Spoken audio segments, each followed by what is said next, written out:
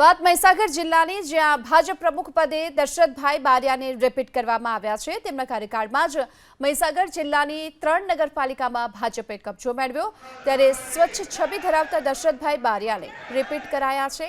પ્રમુખ પદની જાહેરાતની માટે પ્રદેશમાંથી જીતુભાઈ વાઘાણી સહિતના આગેવાનો ઉપસ્થિત રહ્યા હતા।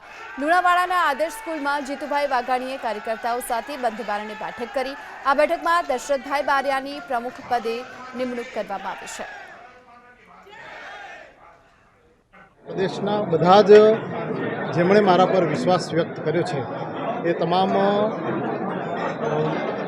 વડીલોનો હું આભાર વ્યક્ત કરું છું અને સાથે સાથે રાષ્ટ્રીય લેવલે પણ આપણા દેશનું નામ દુનિયામાં રોશન કરે છે એવા દેશના વડાપ્રધાન શ્રી નરેન્દ્ર મોદી સાહેબ સાથે આપણા અમિતભાઈ શાહ સાહેબ અને રાષ્ટ્રીય અધ્યક્ષ શ્રી જેપી નડ્ડા સાહેબ અને એમની ટીમ, અમારા રાજ્યના પ્રભારી શ્રી ભૂપેન્દ્રભાઈ યાદવ સાહેબ, આ તમામ વડીલોએ મારા પર જે વિશ્વાસ વ્યક્ત કર્યો છે એ વિશ્વાસને ચરિતાર્થ કરવાનો મારો પ્રયત્ન રહેશે।